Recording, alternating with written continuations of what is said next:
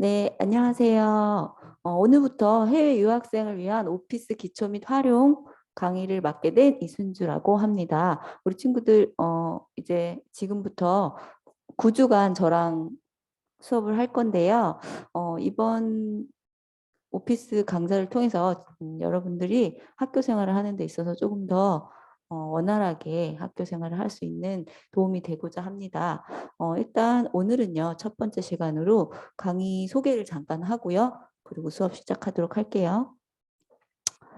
어, 유학생이니까 여러분은 일단 기본적으로 언어가 좀 되어 있어야 되는데요. 제가 하는 말이 잘 알아들을 수 있는지 없는지 이런 것도 저한테 피드백을 좀 해주시면 좋을 것 같아요. 그래서 제가 좀 속도라든지 이런 것도 조정할 수 있게 여러분이 강의를 듣고 그리고 저에게 여러 가지 조언을 해주시면 좋을 것 같은데요. 제 이메일이나 아니면 제 휴대폰 번호로 좀 남겨주시면 좋을 것 같아요.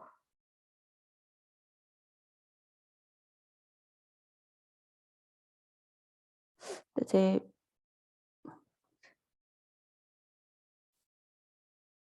휴대폰 번호를 여기다가 적어 놓을게요.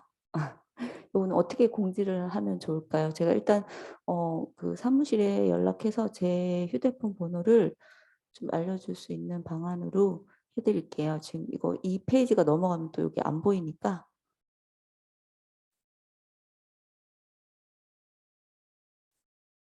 이거 펜이 없어서 조금 원활 5번이에요. 끝에 5. 자, 그리고 이메일 번호, 이메일 주소 이런 거는 좀 공유할 수 있는 방법을 제가 찾아서 여러분들한테 공유를 해드리도록 할게요. 지금 이거 잘 안 보이는데 일단 지울게요.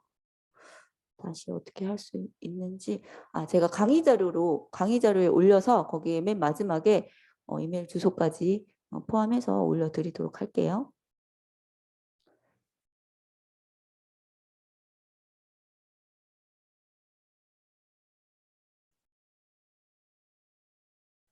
자, 그러면 소개 시작하도록 하겠습니다. 일단 기본적으로 오피스 프로그램을 사용하고 있는 친구들, 조금 익숙한 친구들도 있겠지만 기초가 없는 친구들도 제 강의를 들으셔도 돼요. 제가 기초부터 뭐 기초를 많이 하진 않겠지만 그래도 기본적인 내용을 포함해서 강의를 할 예정이고요. 우리 학생들이 오피스 프로그램을 조금 원활하게 잘 사용해서 학교 생활을 하는데 많은 도움을 주고자 합니다. 그래서 대학 생활에 필요한 컴퓨터 활용이라든지 또 워드, 파워포인트, 엑셀 이런 기능들을 익혀서 각종 보고서를 작성할 때 그리고 또 문서 같은 작성을 할 때 원활하게 활용할 수 있도록 도움을 주도록 하겠고요. 그리고 또 이걸 바탕으로 친구들이 이제 향후 자격증 같은 거, 모스나 이런 자격증 많이 필요하잖아요. 그런 자격증 취득에도 도움이 될 수 있고 또 취업에도 활용 가능한 그런 내용으로 강의를 하도록 하겠습니다. 밑에 있는 기대 효과는 여러분이 강의 자료로 읽어보시면 좋을 것 같고 아무래도 외국에서 생활하다 보니까 어떤 보고서라든지 이런 거 쓸 때 조금 위축감이 들 수도 있는데 그런 보고서나 문서 작성할 때 흥미를 유발하고 자신감을 함양할 수 있는 그리고 논리적 사고 및 문제 해결 능력 이런 것들을 강화시킬 수 있도록 제가 예제 같은 것도 많이 넣어서 여러분이 실제로 어떻게 활용을 할 수 있는지 이런 것들도 같이 배워보도록 할게요.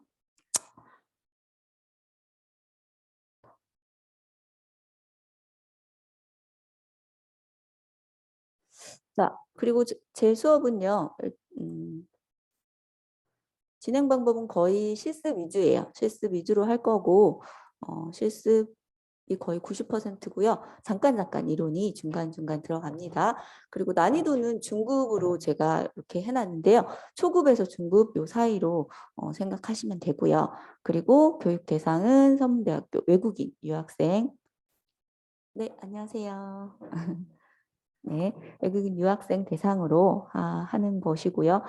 저희 강의 교실은요, 인문관 436호예요. 그리고 줌으로도 학습하니까 친구들 줌으로도 들어오셔도 되고요. 강의 교실로 직접 와서 저랑 대면으로 하시면 더 좋을 것 같아요. 제 생각은 여러분이 줌으로 하는 것보다 줌 강의만 있으면 줌으로 하면 좋겠지만 이렇게 대면 강의를 할 수 있으면 최대한 대면으로 만나서 수업하는 게 좋을 것 같아요. 교육기간은 오늘부터 6월 3일까지고요. 그리고 토요일 9시부터 12시까지니까 시간 좀 잘 지켜주시고 혹시 이 시간에 수업에 참여하지 못하는 학생들은 줌 녹화 강의가 있잖아요. 그거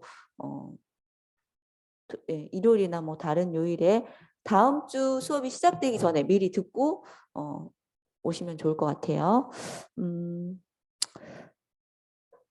네. 자, 다음으로 넘어가겠습니다.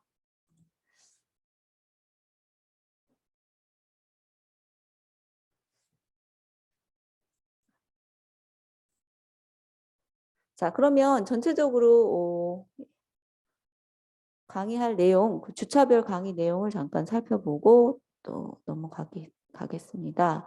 일단 오늘은요, 파일과 파일 다루기, 그리고 윈도우에 대한 내용, 그리고 인터넷 활용, 그리고 뭐 백신 및 유틸리 사용법 이런 것들에 대해서 학습을 할 거예요. 기본적으로 친구들이 이제 컴퓨터를 다루게 되면은 여러 가지 파일을 뭐 복사한다든지 붙여넣기, 뭐 폴더 이런 것들 기본적으로 알아야 되는데요. 그것과 그리고 우리가 사용하는 지금 환경인 OS가 윈도우 10을 대부분 많이 사용하고 있잖아요. 물론 매킨토시도 사용하고 있겠지만 윈도우 10을 기준으로 윈도우의 여러 가지 다양한 기능들 살펴볼 거고 그리고 이제 인터넷도 되게 많이 활용하잖아요. 그래서 인터넷 기본적인 것만 그냥 인터넷 창을 열어서 뭐 검색하고 그리고 거기에 있는 내용들 뭐 본다든지 이런 기본적인 것만 했다면 오늘은 조금 인터넷에서 활용할 수 있는 내용들 살펴보도록 할 거예요. 이렇게 이번 주는 진행이 될 거고 다음 주부터 워드, 파워포인트, 엑셀 순으로 강의가 진행될 거예요.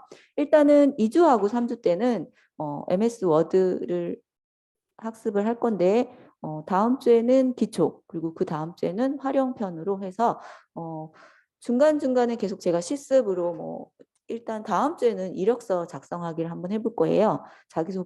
자기소개서라든지 그리고 그 다음 주에는 조금 더 제가 지금 아직 여기 내용을 적진 않았지만 여러분이 워드를 배우고 나서 실습할 수 있는 내용을 제가 고민해서 어떤 내용으로 실습할 건지 네, 그것도 같이 실습 자료로 넣어서 활용을 하도록 하겠습니다.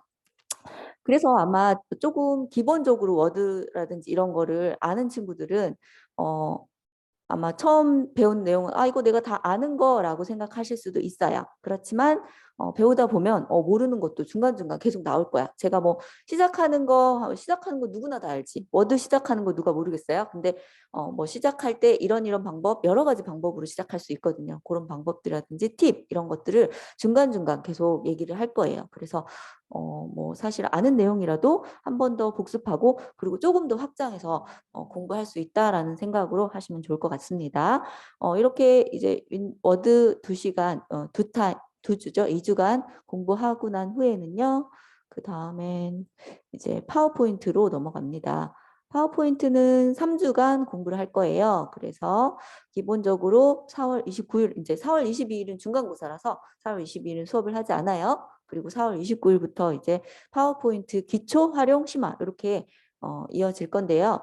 기초 부분에서는요. 일단 기본적으로 파워포인트의 프리젠테이션을 새로 만들기 그리고 슬라이드 서식 및 텍스트 서식을 입력하는 거. 그러니까 간단하게 말하자면 기본적으로 슬라이드라는 게 파워포인트에 우리가 말하자면 하나 페이지예요. 그 페이지에서 어떻게 서식을 지정하는지 그리고 텍스트를 입력한 후에 그걸 어떻게 이쁘게 꾸미는지 이런 거에 대한 거 그리고 도형하고 그림 같은 걸 삽입해서 이걸 또 어떻게 꾸미는지 그리고 전체적으로 보고서 표지라든지 목차 이런 걸 만들어서 우리가 기본적으로 보고서를 만들 때 맨 처음에 나오는 내용들 를 꾸밀 때 어떻게 하는지에 대해서 기초 부분에서 살펴볼 거고 그리고 나서 활용 부분에서는요. 우리가 지금 넣었던 여러 가지 도형이라든지 그림 이런 것들에 대해서 조금 더 깊게 들어가는 부분이에요. 그래서 개체를 정렬한다든지 그룹화를 시킨다든지 그리고 거기에 더해서 표나 차트, 스마트 아트, 그래픽 이런 것들을 삽입해서 이것들을 어떻게 관리를 한다는지에 대한 거 그리고 이제 보고서 내용을 여기 5주 차에 한번 만들어 보는 실습을 해볼 거예요. 그리고 마지막 6주차 5월 13일에는 전체적으로 프레젠테이션 내용들을 화면 전환을 한다든지 애니메이션을 어떻게 집어넣는다든지 그리고 다중 프레젠테이션 관리를 하는 것과 그리고 마지막으로 보고서 관리를 어떻게 보고서 발표하는 할 때 여러 가지 팁이라든지 이런 것들도 그 파워포인트를 배우면서 그거까지 해서 파워포인트에 대한 내용은 4주, 5주, 6주 차에 강의를 하도록 하겠습니다. 자, 그리고 이제 마지막 7, 8, 9주에는요. 조금 이제 친구들이 어느 정도 워드하고 파워포인트에 익숙해졌잖아요. 마지막으로 이제 엑셀에 대해서 배울 건데 엑셀은 사실 제일 중요한 게 함수예요. 그래서 8주차 그리고 7주차부터 함수가 나갈 예정이에요. 7주, 8주, 9주에 3주에 걸쳐서 계속 함수가 내용이 많아서 한 조금씩 7주에 1시간, 뭐 9주에 1시간 이렇게 해서 함수를 많이 배울 건데 사실 함수는 여러분이 학교 다니는 동안에는 별로 중요하지 않는 것 같아. 내가 이 함수를 잘 사용하지 않는 것 같아. 라고 생각하면서 어렵다라는 생각만 많이 하실 수 있을 것 같아요. 그렇지만 사회 나가시면 굉장히 이 부분은 잘 배웠다라고 생각할 정도로 함수가 굉장히 많은 엑셀의 부분을 차지하고요. 그거 외에도요. 요즘에는 한글이나 파워포인트로 문서를 작성하기보다는 엑셀에서 많이 작성을 해요. 왜냐하면 대부분의 내용들이 표로 이루어지거든. 근데 엑셀은 표의 기능을 그냥 단순하게 엑셀과 통합을 시켜서 입력하는 그 자체가 표 안에다가 내용을 넣는다는 생각으로 입력이 되거든요. 그래서 굉장히 요즘에는 엑셀로 많이 어떤 문서들을 많이 작성하거든요.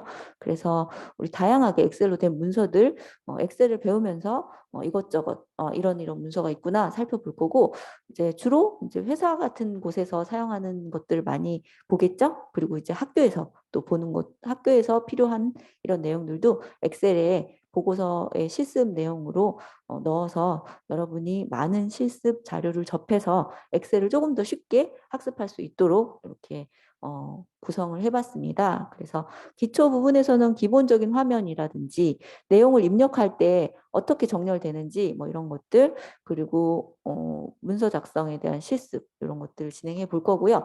그다음 8주 차에는 수식 작성을 어떻게 하는지 기본적으로 수식 작성 이것만 알고 있어도요. 엑셀에서 더하기 빼기 곱하기 나누기를 원활하게 할 수 있어요. 근데 이것을 그냥 수식으로 매번 여러분이 어떤 수식을 만들어서 작성하기보다는 다양한 함수들이 있거든요. 그래서 어떤 예를 들어서 합계 내는 거를 일일이 손으로 썼다면 썸이라는 함수가 있는데 이걸 사용하면 그냥 간단하게 썸이라는 함수 이름만 써도 합계를 구할 수 있고요. 뭐 평균을 에버리지라는 함수가 있는데 간단하게 이 함수만 사용해도 평균을 구할 수가 있단 말이에요. 그래서 이런 함수들을 제가 지금 이거 마우스로 써서 조금 네. 네, 이렇게 함수들을 이용해서 사용하는 방법들 살펴보도록 할 거고 그 외에도요 이제 조건부 서식이라고 해서 어떤 조건에 맞는 뭐 색깔을 넣는다든지 아니면 여러 가지 그런 서식들을 지정할 수 있거든요. 그래서 조건부 서식도 배워볼 거고 그리고 함수 전체적인 함수의 실습을 해보도록 할 겁니다. 그리고 마지막 주에는 이제 데이터 유효성 검사라든지 그다음 통합 문서의 서식 그리고 고급 차트라든지 피벗 테이블이라고 있어요. 이 정도 들어가면 굉장히 고급적인 부분인데 그런 것들 데이터베이스 함수 이런 것들도 할 수 있다면 마지막 주에 배우도록 할 거예요. 그래서 고급 문서 작성 실습까지 이렇게 해서 9주차 마무리할 거예요. 지금 우리가 9주 동안 3개의 프로그램을 배우고 그리고 기본적으로 컴퓨터의 사용법까지 배우니까 굉장히 내용이 좀 많을 수도 있어요. 그렇지만 제가 꼼꼼하게 여러분이 꼭 필요한 내용으로 구성해서 여러분의 시간이 헛되지 않도록 잘 구성해서 진행하도록 하겠습니다. 자, 여기까지 해서 우리 강의 내용 어떤 것인지 제가 말씀드렸고요. 자, 그러면 아이고, 당부의 말이 있어요. 일단 출석이 제일 중요해요.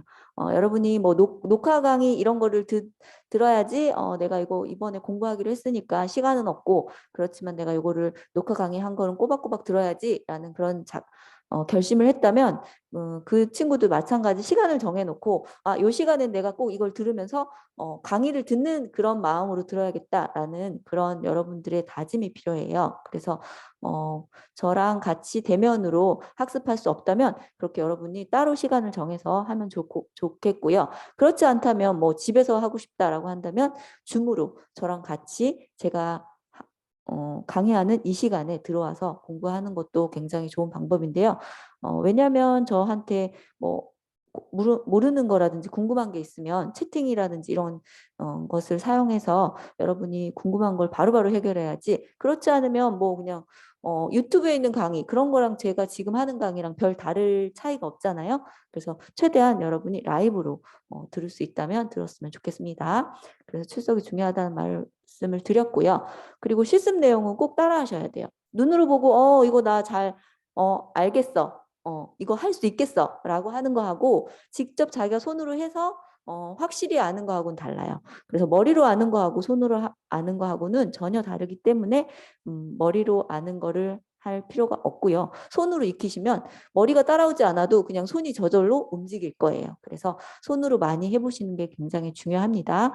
그리고 제가 이제 과제를 낼 건데요. 그렇게 어려운 과제는 아니에요. 오늘 배웠던 내용을 실습할 정도의 난이도의 과제거든요. 그래서 과제는 기한 내에 꼭 제출해 주시길 당부드리고요. 그리고 만약에 기한 내에 못했다 하더라도 안 하는 것보다는 훨씬 나아. 그래서 뭐 오래 지나더라도요. 꼭 제가 낸 과제를 하고 싶다라고 하는 친구들은 언제라도 제가 받아줄 수 있으니까 꼭 제가 낸 과제를 한 번씩 해보시면 좋을 것 같아요. 그리고 이제 질문을 많이 해주시면 좋아요. 사실은 여러분이 외국인 친구들이라서 언어 소통하는 것도 원활하지가 않을 테고, 그리고 질문도 이제 뭐 타이핑 치는 것도 한글로 쳐야 되니까 많이 힘들 수도 있는데요. 그러면서 여러분들도 배워가는 과정이니까 제가 기다려 줄 테니까 여러분이 질문 같은 거 많이 해주시고, 그리고 실시간으로 질문을 못하겠다라고 한다면 제가 연락처를 알려드릴 테니까 문자로 이제 보내주시면 제가 바로 뭐 문자로 답변을 해드리든지 아니면 그 다음 주에 수업을 할 때 그 내용에 대해서 얘기를 해준다든지 그렇게 아니면 뭐 이메일이라든지 그런 걸로 여러분들하고 소통하도록 할게요. 새로운 봄날입니다. 아직 여기 선문대는 제가 오늘 처음으로 와서 봄이 얼만큼 왔는지 모르겠는데 굉장히 햇살은 따뜻하더라고요. 새로운 봄날에 여러분의 마음의 양식을 새롭게 가득 채우는 그런 시간이 되었으면 좋겠습니다. 자, 그리고 제가 시를 한 편을 가져왔는데 사실은 한국 사람이라도 시를 이해하기가 좀 힘들 수도 있어요. 그런데 외국인들이라서 조금 더 많이 이해하기가 힘들 것 같기는 한데요. 그냥 봄이니까 봄에 관한 건 아니야. 되게 생각을 많이 해볼 수 있는 그런 시인데요. 제가 한번 읽어볼게요. 봄길, 정어승 시인의 봄길이라는 시인데요. 길이 끝난 곳에서도 길이 있다. 길이 끝난 곳에서도 길이 되는 사람이 있다. 스스로 봄길이 되어 끝없이 걸어가는 사람이 있다. 강물은 흐르다가 멈추고 새들은 날아가 돌아오지 않고 하늘과 땅 사이의 모든 꽃잎은 흩어져도 보라, 사랑이 끝난 곳에서도 사랑으로 남아있는 사람이 있다. 스스로 사랑이 되어 한없이 봄길을 걸어가는 사람이 있다. 네. 길이 끝난 곳에도 길을 낼 수가 있고요. 자기가 걸어간 길이 길이 될 수가 있어. 그래서 여러분이 걸어간 그 길이 아주 좋은 멋진 길이 되도록 제가 바라겠습니다. 자, 여기까지 해서 제가 기본적으로 오늘 이제 9주 동안 학습할 내용에 대해서 여러분들한테 설명을 해드렸는데요. 마지막으로 제가 설문조사를 하나 할 게 있어요. 이거는 지금 저랑 9주간 사실은 얼굴을 볼 수도 있고, 그리고 뭐 이렇게 줌으로 만날 수도 있고, 그리고 얼굴은 전혀 안 보고 여러분이 녹화 강의를 들어서 저의 강의를 들을 수도 있겠지만요. 그래도 저는 여러분의 그 어떤 마음가짐으로 이 수업을 등록을 했고, 그리고 뭔가 이 수업을 등록하면서 내가 어떤 걸 얻어가고 싶다라고 했던 그런 결심들이 있었는지를 좀 꼼꼼히 살펴서 여러분이 도움되고자 하는 부분에 제가 꼭 필요하게 강의를 해줬으면 하는 바람으로 설문조사를 할 거예요. 그래서 일단은 학과, 학번, 국적에 대해서 써주시고요. 그리고 본 강좌를 수강한 이유가 있을 거야. 그래서 그 이유에 대해서 써주시고요. 그리고 이게 되게 중요해요. 한국말의 이해 정도. 그래서 제가 지금 강의하는 내용이 조금 여러분이 빠르다라고 느낄 수도 있고 또 어렵다라고 느낄 수도 있을 것 같아. 그래서 제가 그 속도라든지 그리고 난이도 이런 걸 조정하기 위해서는 여러분이 한국말을 어느 정도 이해하는지 그리고 제가 오늘 이렇게 강의를 잠깐 하겠지만 이 설문조사는 지금 해주시지 말고요. 오늘 수업 1시간 정도 더 듣고 난 후에 그리고 나서 작성해 주면 좋을 것 같아요. 그래서 오늘 들었던 내용이 잘 이해가 됐는지 그런 것들을 좀 얘기를 해주시면 제가 다음 수업할 때 반영해서 수업하도록 할게요. 자, 그리고 4번도 중요해. 워드나 엑셀, 파워포인트를 어느 정도 할 수 있는지 아마 뭐 열어서 기본적으로 작성하고 저장하고 이런 것들은 뭐 굳이 안 배웠어도 기본적으로는 알 수 있을 것 같아요. 근데 그거 이외에 뭐 따로 이렇게 워드나 엑셀, 파워포인트 강좌를 들어본 적이 있는지 아니면 본인이 스스로 뭐 책이나 이런 거를 사서 공부한 적이 있는지 그런 내용들을 적어주시면 돼요. 그래서 그렇게 자세하게 적어도 되고 그냥 상중하 이렇게 해서 어느 정도의 본인이 위치해 있는지 너무 어떤 뭐 굉장히 잘한다 하는 친구들이 상인 친구들이 많잖아요. 그럼 제가 또 난이도를 좀 조정을 해야 되잖아. 그리고 저는 전혀 사용 못해요 하는 이런 친구들이 많으면 그것도 좀 조정을 해야 되기 때문에 어쨌든 우리 구성원들이 어떻게 구성이 되어 있는지 제가 알아야지만 여러분한테 강의할 때 도움이 되는 방향으로 할 수 있기 때문에 그거는 여러분 꼭 기록을 해주시고요. 그리고 이제 5번도 좀 저는 굉장히 요거를 중요시 여기는데 제가 이렇게 강의를 하지만 여러분 바라는 내용이 있을 거야. 저는 제가 강의하는 내용 그리고 여러분 바라는 내용이 전혀 별개 그러니까 전혀 다른 것이면 사실은 제가 강의하는데 여러분들이 어때요? 들을 때 별로 중요하지 않은 강의야. 나한테 도움이 안 되는 강의야 라고 생각할 수 있잖아요. 최선을 다해서 여러분이 원하는 니즈를 맞춰주기 위해서는 여러분이 어떤 내용을 바라는지를 저에게 얘기를 해주셔야지 제가 그 부분에 대해서 강의를 준비하고 또 할 수 있으니까 그 부분도 좀 많이 적어주면 좋겠어요. 그리고 친구들이 이제 강의를 수강 신청했잖아. 그럼 이제 이 강의를 잘 들어야겠지. 그러면 이 강의를 잘 듣기 위한 본인의 계획이 있을 거예요. 나름대로. 그래서 어떻게 이 강의를 듣고 할 것인지 그런 계획 같은 것들 저한테 얘기를 해주시면 제가 여러분의 계획에 조금 더 채찍질을 할 수 있는 그런 내용으로 또 구성하도록 할게요. 그리고 7번은 간단한 자기소개예요. 이제 여러분이 이렇게 유학을 와서 한국이란 나라의 선문대라는 곳에서 공부를 하고 있잖아요. 그래서 뭐 학교 생활은 어떤지 그리고 어떤 계기로 이 학교에 들어오게 됐는지 이런 여러 가지 것들에 대한 소개를 해주면 제가 여러분들하고 직접적으로 뭐 이런 얘기를 하지는 않겠지만 이런 내용으로 이렇게 한국에 와서 열심히 공부를 하고 있구나라는 걸 알아두면 여러분들하고 훨씬 더 정적인 교감을 이룰 수 있을 것 같아서 이것도 간단하게 소개해주면 좋겠고요. 마지막으로 대면 참석 가능 여부를 꼭 적어주셔야 돼요. 왜냐면 이렇게 제가 대면 수업을 하고 있잖아요. 그래서 대면 참석을 하지 않는다면 제가 이렇게 혼자서 강의를 하게 되거든. 그래서 와서 수업을 들을 수 있는 친구들이 몇 명 정도 되는지 그것을 제가 좀 알고 싶어서 8번에 대면 참석이라는 게 무슨 말인지 알지? 와서 직접 여기 강의실에 와서 수업을 들을 수 있냐? 그것을 물어보는 거예요. 그래서 만약에 너무 대면 참석할 수가 없다. 거의 대부분 모든 친구들이 만약에 못한다라고 하면 굳이 제가 여기 와서 이렇게 강의를 할 필요가 없거든요. 그래서 뭐 집에서 그냥 줌으로 해도 되기 때문에 일단 이거를 제가 조사를 하는 거예요. 그래서 요거 꼭 좀 대면 참석이 가능한지 아니면 못하는지 그거를 기입을 해주시길 바래요. 이렇게 설문조사를 해서 저한테 이제 이메일을 보내주셔야 돼요. 그래서 제가 이메일 주소를 기입할 거니까 여기 보내주세요.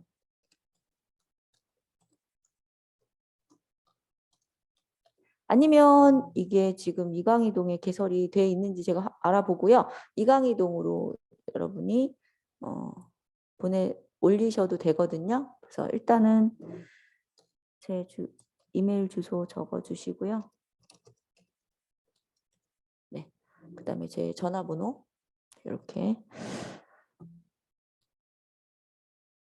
지금 이 설문조사는 일단 이 내용은 제가 한번 이따가 더 보여드릴 거예요.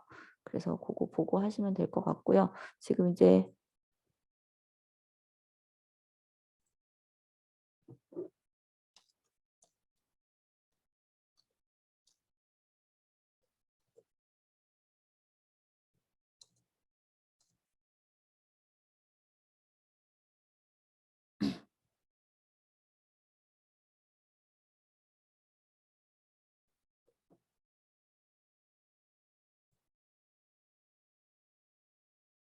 요거는 제가 좀 이따가 다시 한번 여러분들한테 보여드릴게요. 자, 그래서 여기까지 해서 제가 간단한 교과목 강의에 대한 설명을 마쳤고요. 바로 수업 이어서 들어가도록 할게요.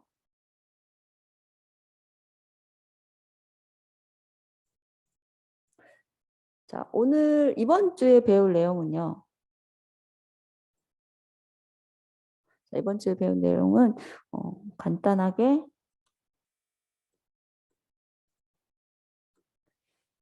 자, 목차를 살펴볼게요. 오늘 배울 내용은 파일을 다루는 방법에 대한 거, 그리고 파일을 변환하는 것, 그리고 윈도우의 다양한 기능에 대한 것, 그리고 인터넷을 하기는 하지만 활용하는 방법, 그리고 마지막으로 바이러스와 백신에 대해서 배울 거예요. 자, 일단 첫 번째로 파일 다루기에 대한 내용은요. 우리가 계속 뭐 컴퓨터를 사용하면 파일은 무한정으로 만들어낼 수 있어요. 그런 파일들을 조금 더 효율적으로 다루는 방법들 알아볼 거고요. 그리고 이제 뭐 한글이라든지 워드라든지 엑셀, 파워포인트로 만들었던 파일들을 변환하는 게 있어요. 그래서 변환 방법들도 알아볼 거고요. 그리고 윈도우의 기본적인 기능들은 여러분들이 다 알겠지만 다양한 또 다른 기능들이 있어요. 그것들도 살펴보도록 할 거예요. 자, 이런 것들 배울 거고요. 자, 그러면 일단 뭐 학습 목표는 우리가 이 학습을 하고 난 후에 어떤 결과를 이룰 것인지에 대한 목표니까 한 번씩 읽어보면 좋을 것 같아. 컴퓨터 사용의 기초인 파일 및 폴더를 다루는 법을 익힐 거고요. 두 번째로는 컴퓨터 운영체제인 윈도우의 다양한 기능을 익힐 거고 마지막으로 인터넷의 기본 기능과 활용법을 익혀보도록 하겠습니다. 자, 여러분이 컴퓨터라는 걸 보고 있잖아. 그쵸? 지금 현재도 여러분은 아마 컴퓨터 모니터를 바라보면서 저의 강의를 듣고 있을 거예요. 근데 컴퓨터는 크게 하드웨어와 소프트웨어로 구분이 돼요. 하드웨어는 눈에 보이는 거. 일단 뭐 보이는 게 뭐뭐 있지 친구들? 보면은 모니터 눈에 보이죠? 그리고 키보드 또 눈에 보이지? 그리고 마우스도 눈에 보일 거고요. 그리고 이제 안 지금 뭐 있긴 있지만 본체라든지 아니면 뭐 어떤 그 컴퓨터를 구동하게 하는 여러 하드웨어들이 눈으로 보이진 않지만 본체 안에 숨어 있다든지 아니면 노트북이라면 노트북 아래에 기판에 깔려 있을 거예요. 그런 것들이 이제 뭐 주기억 장치라든지 중앙 처리 장치라든지 보조 기억 장치라든지 이런 것들이 있는데요. 그것에 대해서 조금 알아보도록 할 거야. 일단은 컴퓨터는 크게 하드웨어와 소프트웨어로 나뉘지요. 소프트웨어는 눈에 보이지는 않지만 이 컴퓨터, 이 거대한 그 기계를 움직이는 동력이 되는 그런 프로그램들, 그런 기술 이런 것들을 소프트웨어라고 합니다. 하드웨어는 눈에 보이는 거, 만져지는 거 이런 걸 하드웨어라고 해. 크게 본체하고요. 그리고 입력 장치, 그리고 출력 장치 이렇게 세 부분으로 나뉘어요.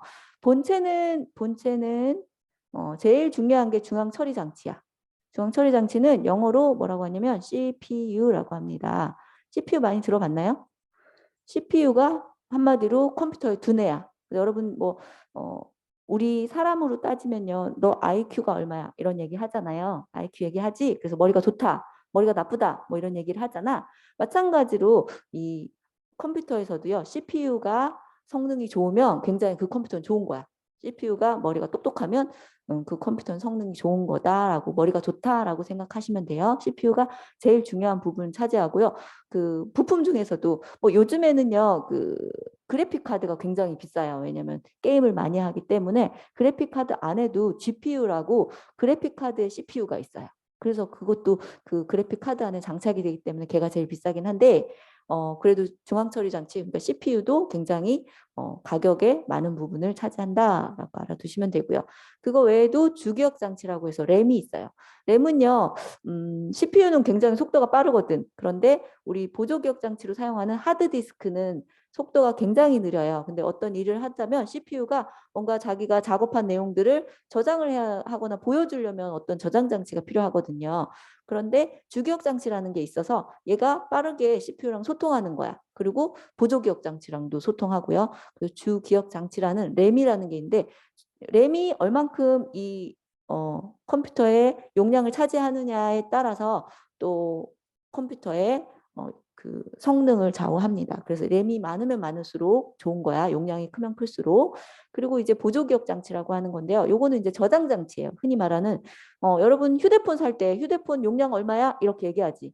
요즘에 얼마야? 뭐 512기가, 뭐 128기가, 뭐 64기가 뭐 이런 식으로 얘기하잖아요. 그런 용량, 저장할 수 있는 공간, 이거를 우리 컴퓨터에서는 보조기억 장치, 하드디스크 이렇게 얘기해요. 그래서 컴퓨터로 보면은 내 컴퓨터에 들어가시면 이렇게 C나 여기 한번 볼게요. 이렇게 컴퓨터에 가면은 내 PC에 들어가면 밑에 보면 로컬 디스크 뭐 C, D 이런 식으로 있잖아요. 이게 바로 그 우리가 말하는 하드 디스크 HDD라고 하는 건데요. 이 하드 디스크가요. 디스크라는 거는 여러분 디스크 요즘에는 없는데 CD 알죠? CD. CD에 보면은 이렇게 원판으로 이렇게 되어 있잖아요. 그래서 어떤 곳을 찾아가려면 예를 들어 CD에 5번째 곡을 듣고 싶어요. 그러면은 한 번에 5번째로 딱 다이렉트로 갈 수도 있지만 옛날에 레코드판은요. 1번부터 순서대로 이렇게 쭉 가서 5번째 판을 들어갔어요. 요것처럼 이렇게 약간 그런 디스크의 작동 방법대로 하는 게 바로 하드디스크예요. 그래서 조금 더 접근 속도가 느려요. 근데 요즘에는요. 어떤 게 나왔냐면 SSD라고 해서요. 솔리드 스테이트 디스크라고 해서 전기식으로 돼 있는 하드디스크인데 요거는 직접 그러니까 다이렉트로 바로바로 내가 원하는 위치를 탐색할 수가 있어요. 그래서 HDD보다 가격이 비싸겠지. 아무래도 접근 방식이 직접적으로 접근할 수 있으니까. 그래서 조금 가격은 한 3배에서 5배? 이 정도 비싸고요. 또 그렇지만 굉장히 가벼워요. 하드디스크는 좀 무겁거든. 근데 SSD는 굉장히 가볍고요. 그래서 노트북이나 이런 데서 주로 많이 쓰이는 저장 장치이기도 해요. 그리고 굉장히 속도가 빨라요. 그래서 요즘에는 요 SSD를 많이 쓰고요. 기본 장치로. 그리고 이제 이거 SSD는 뭐 1테라, 2테라 이렇게 하면 너무 비싸기 때문에 용량을 많이 높일 수가 없어서요. 보조기억 장치로 또 HDD를 같이 이렇게 SSD와 HDD를 같이 많이 사용을 한다라는 거 알아두시면 좋을 것 같고요. 그 다음에 이제 입력 장치와 출력 장치가 있는데 입력 장치는 여러분이 컴퓨터에 뭔가를 입력할 때 사용하는 장치야. 그럼 입력 장치 뭐가 있겠어? 입력할 때. 일단 모니터에 뭔가를 내용을 입력하고 싶어요. 그러면 키보드로 입력할 수 있지. 키보드. 그다음에 마우스로 뭔가 이렇게 클릭을 한다든지 선택을 한다든지 컴퓨터에게 뭔가 실행할 수 있는 뭐 여러 가지 것들을 컴퓨터에 입력하잖아요. 그래서 이것도 마우스도 입력 장치. 그리고 또 뭐가 있냐면 펜 같은 거. 펜 같은 것도 입력 장치예요. 펜으로 뭔가를 쓴다든지 이런 것들도 전부 다 입력 장치.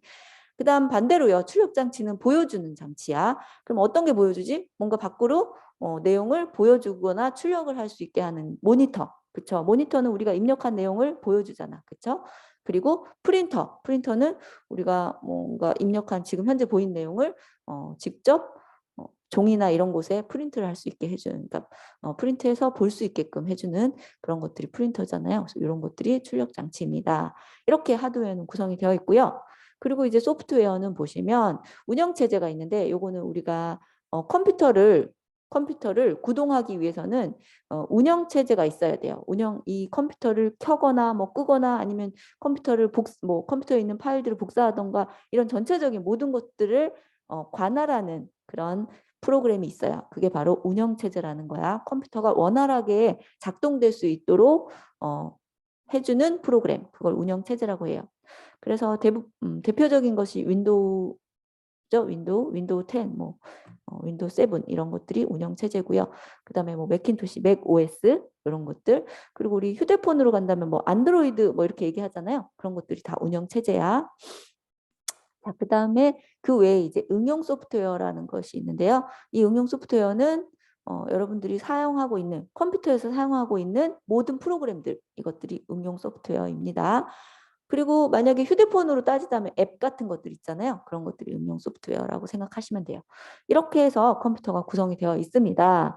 그래서 우리는 지금 이렇게 컴퓨터가 전체적으로 하드웨어, 소프트웨어로 나눠져 있고 하드웨어의 여러 가지 장치들 그리고 소프트웨어의 여러 가지 프로그램들을 간단하게 살펴봤어요. 이 정도는 일단 기본적으로 우리가 컴퓨터를 배웠다라고 하면 알아둬야 되겠지. 네. 그래서 이제 여기에서 조금 더 이제 자세하게 들어와서요. 그러면 우리가 컴퓨터를 사용하고 있는데 기본적으로 우리가 제일 많이 사용하는 것이 어떤 프로그램에서 뭔가를 작성해서 그것의 결과물로 남은 파일들이야. 그쵸? 자, 지금 여기에서도 선생님 제가 한번 볼게요. 자, 여기 보면은 내 문서라는 폴더가 있는데요. 문서 안에 이렇게 여러 가지 파일들이 쭉 들어있어요. 오른쪽에 보면 이렇게 파일들이 들어있고 또 폴더가 또 있고 이렇게 여러 가지 것들이 있는데 이런 파일이라든지 폴더 이런 것들을 좀 원활하게 여러분이 잘 사용하면 좋겠죠. 그래서 오늘은 그거에 대해서 조금 살펴보도록 할 건데 여러분이 그 휴대폰 사용할 때도 사진 같은 거 많이 찍잖아. 그쵸? 사진 엄청 찍지. 근데 이것들이 이제 파일들이 너무너무 많아지는 거예요. 그리고 뭐 이제 카카오톡 같은 걸 만약에 사용한다면 카톡에서도 또 엄청나게 많은 파일들을 주고받고 하잖아요. 그런 파일들 이런 것들이 굉장히 많아요. 그래서 이것들을 어떻게 정리할 것인지 어떻게 이것들을 잘 활용할 것인지 이런 것들이 지금 파일과 폴더 이것의 관계예요. 그래서 이것들을 어떻게 사용하는지 좀 살펴보기로 할게요. 제가 강의 자료를 미리 올렸으면 이제 다음 수업부터는요. 제가 강의 자료를 미리 올릴게요. 그러면 여러분이 다운받아서 그 페이지에 들어가서 내용을 보고 하면 좋을 것 같아요. 오늘은 첫 주고 그래서 제가 강의 자료를 못 업로드를 안 했는데요. 잠깐 쉬는 시간에 제가 그러면 강의 자료를 업로드 해놓고 그리고 또 수업을 해도 될 것 같아요. 자, 일단 오늘 지금 하는 내용은요. 꺼졌어요? 꺼졌어? 왜 꺼졌지? 큰일 났네. 잠깐만 공유 한번 볼게요. 공유가 중지된 것 같아요.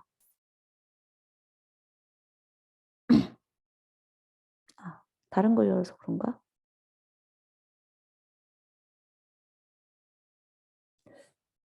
자, 보이나요? 보이죠? 자, 그러면 이어서 해볼게요.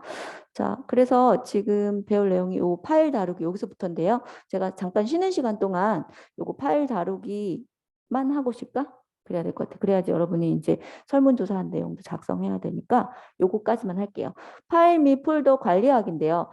여러분이 요 파일 탐색기는 많이 사용해 보셨을 거예요. 아이콘이 좀 약간 네모난 노란색 네모에 위에 이렇게 뭔가 서류 가방처럼 서류철처럼 생긴 그런 아이콘이거든요. 그게 파일 탐색기란 아이콘이에요.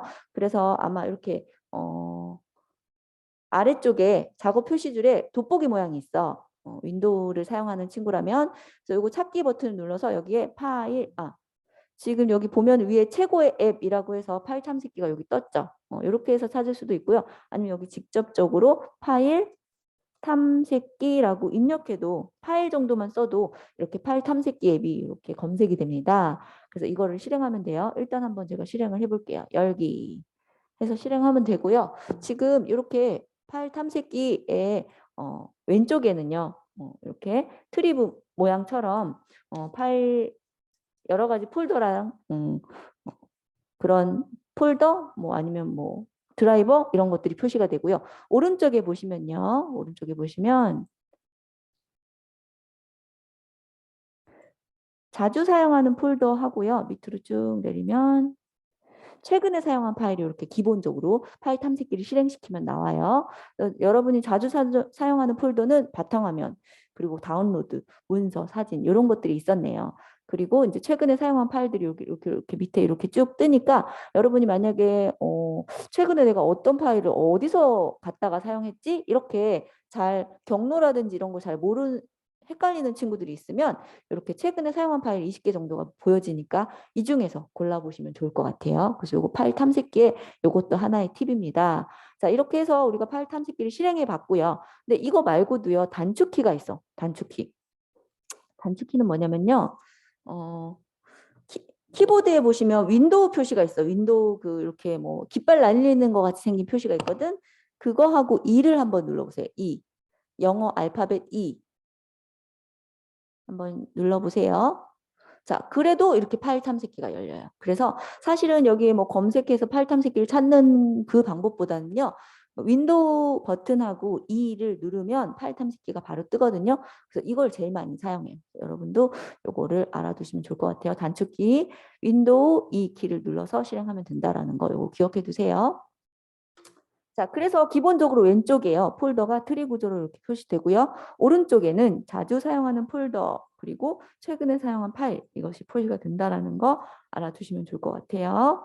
자, 이렇게 해서 기본적으로 우리가 파일 탐색기를 열었는데 파일 탐색기를 열어서 뭐를 할 것이냐? 자, 이제 한번 볼게요.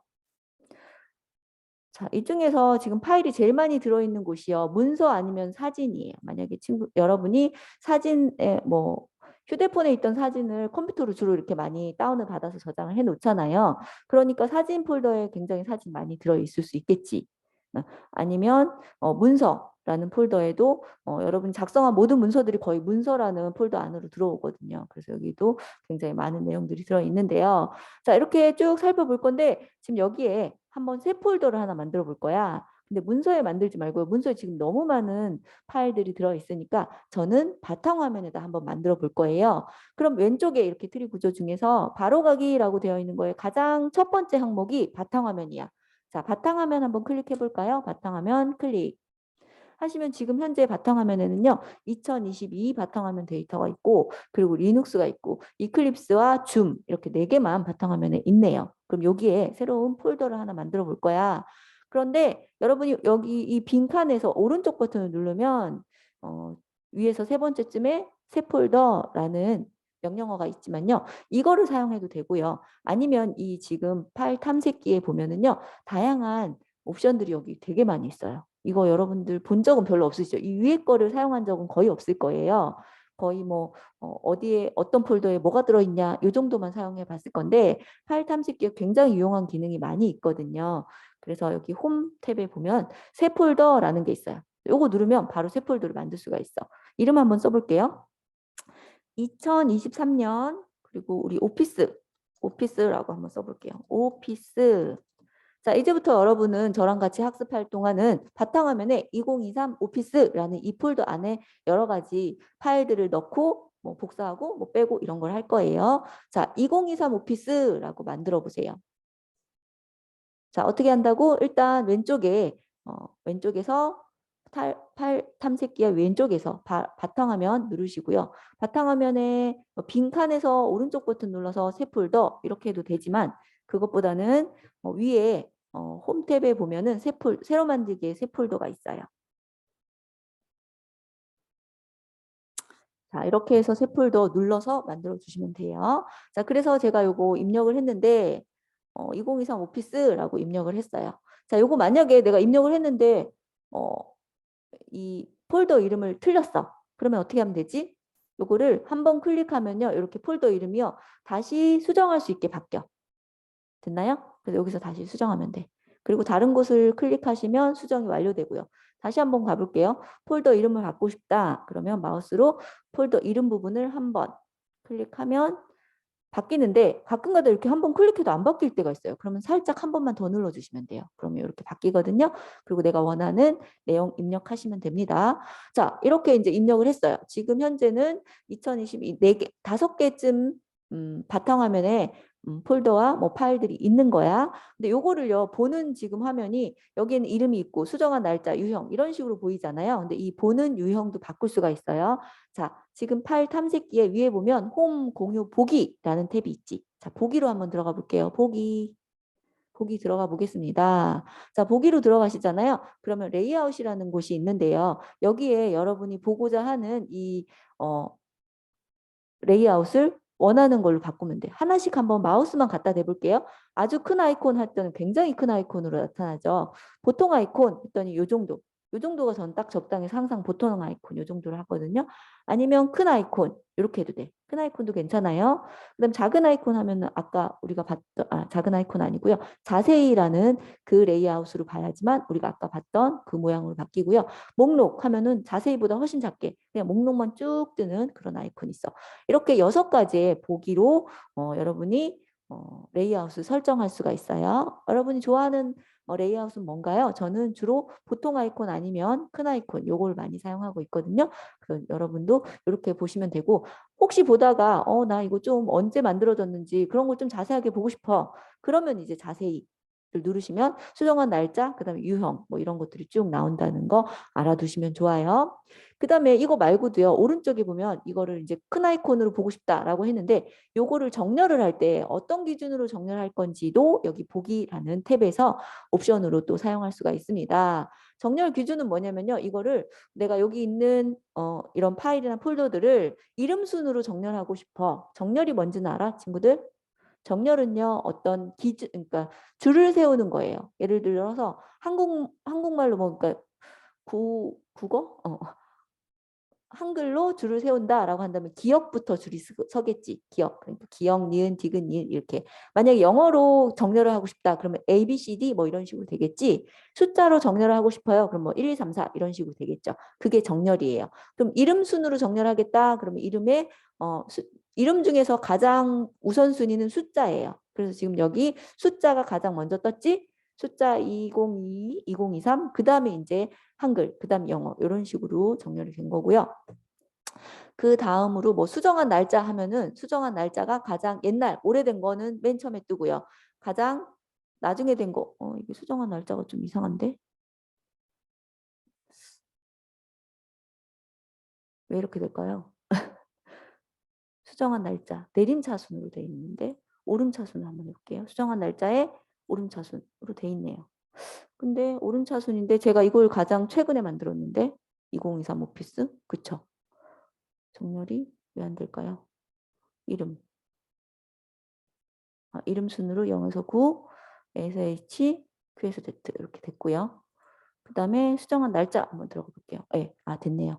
수정한 날짜 여기 눌렀더니 자 오른쪽에 있는 이 부분에서 수정한 날짜로 눌렀더니 오늘이 가장 먼저 떴지. 오늘 수정한 거, 그다음 지난달에 수정한 거, 올해 초에 수정한 거, 아주 오래전에 수정한 거 이런 식으로 정렬이 되는 걸 알 수 있어요. 이런 식으로 여러분 우리 지금 파일 탐색기에서 매번 이것만 그냥 이렇게 눌러서 확인을 해봤지 이렇게 자세하게 어떤 레이아웃도 여러 가지가 있구나. 그리고 정렬의 기준도 정할 수 있구나. 이런 것들도 알아두면 훨씬 좋고요. 그 다음에 마지막 이것도 굉장히 중요한 거야. 어떤 파일들을 보면요. 이렇게 뒤에 확장자라고 해서 이런 뭐 JPG라든지 PPTX, HWP 이런 걸 확장자라고 하거든요.